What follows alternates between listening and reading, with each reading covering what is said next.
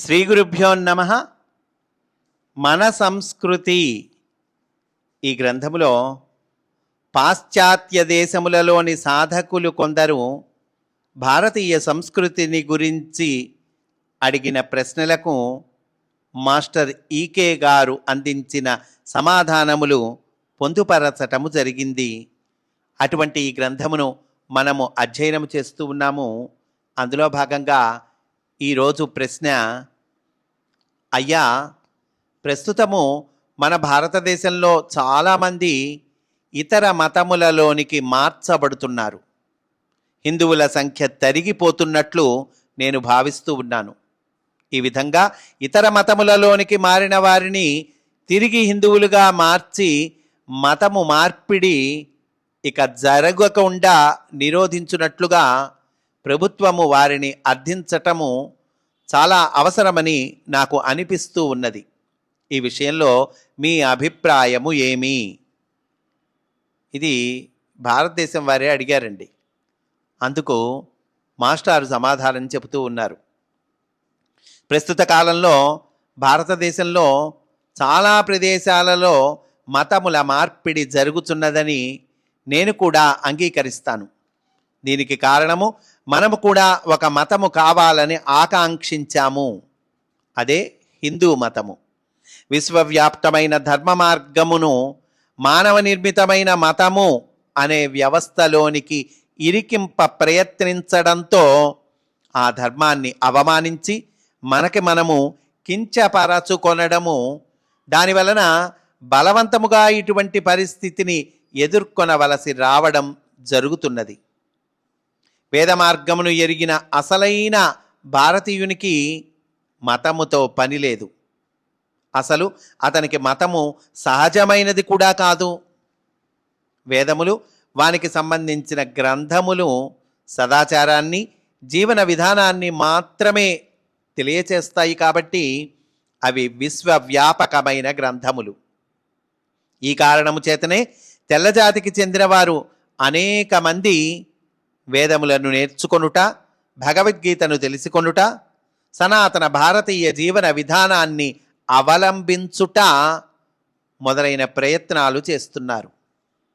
ఐరోపా ఖండానికి చెందిన అనేక దేశాలలోనూ, అమెరికా దేశంలోని అనేక రాష్ట్రాల్లోనూ చాలామంది భారతీయమైన జీవన విధానాన్ని అవలంబించి భారతీయులుగా పిలిపించుకొనడానికి ఉత్సాహపడుతున్నారు.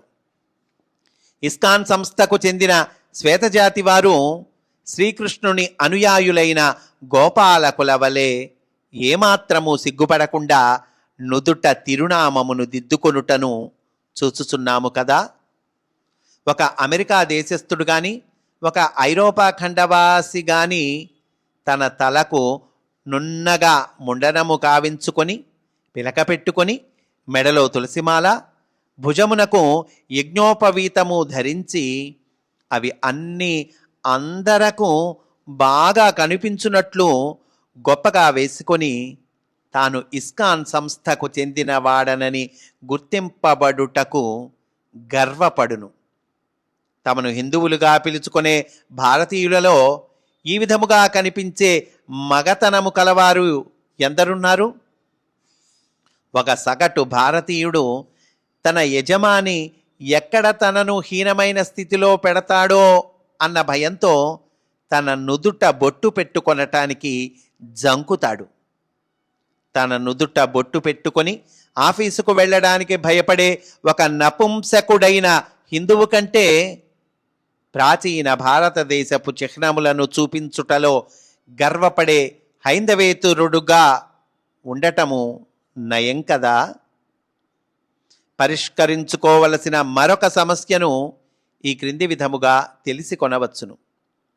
పటిష్టమైన హిందువులము అనుకునేవారు ఇతర మతములలోనికి మారిపోయిన హిందువులను మరలా వెనక్కి హిందూ మతములోనికి మార్పు చేయడానికి తీవ్రంగా కాంక్షిస్తున్నారు. మరి వారు ఈ విధంగా వెనుకకు హిందూ మతంలోకి చెందిన వారిని తమ కులంలోనికి తీసుకొని తమ కుమార్తెలను వారి కుమారులకిచ్చి వివాహము జరిపించగలరా? అలాగా కాకపోతే వారిని ఏ కులంలోకి తోస్తారు?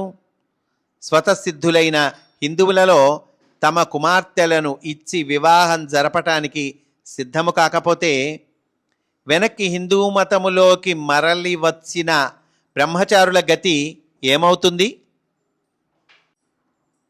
మరొక కోణంలో పరిశీలిస్తే ఎవరైతే వేరే మతంలోనికి మారారో వారి స్థూల సూక్ష్మ శరీరాలలో కలిగిన మార్పేమిటి?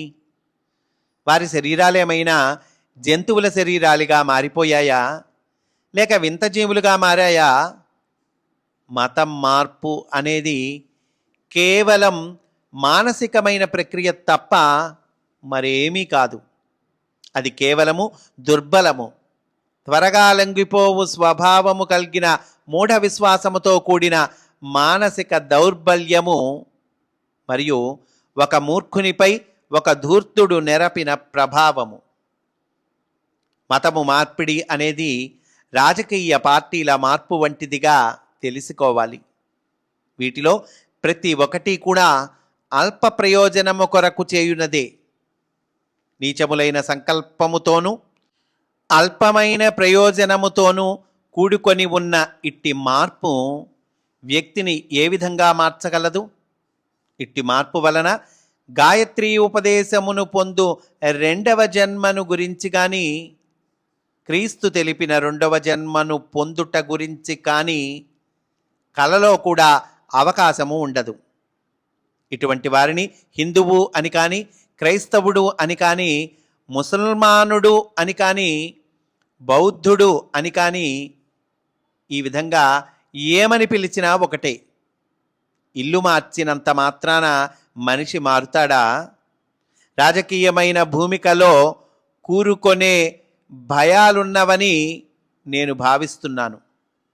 రేపు ప్రొద్దున ఒకవేళ భారతదేశంలో ఒక నాయకుడు ఆవిర్భవించి భారతీయులందరికీ ఆహారము, ఆశ్రయము, రక్షణము తప్పనిసరిగా కల్పిస్తానన్నాడనుకోండి, అప్పుడు తప్పనిసరిగా 24 గంటల్లో అందరూ అతని మతానికి చెందినవారు అవుతారు అనడంలో సందేహం లేదు. అంతవరకు ఈ హిందువులు, క్రైస్తవులు, ముస్లింలు, బౌద్ధులు వారి వారి అల్పములైన సంకల్పాన్ని అనుసరించి ఎవరి డప్పు వారు వాయిస్తూ ఉంటారు.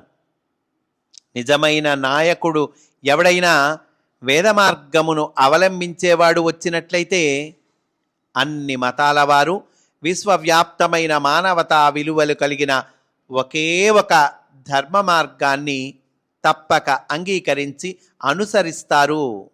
ఎప్పుడండి? నిజమైన నాయకుడు ఎవరైనా వేద మార్గాన్ని అవలంబించేవాటండి. అట్లాంటి వాడు కనుక వచ్చినట్లయితే ఏం జరుగుతుంది?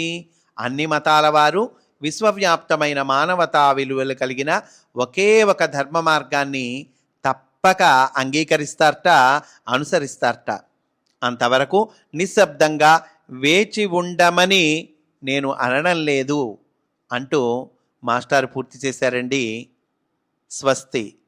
వాసుదేవా.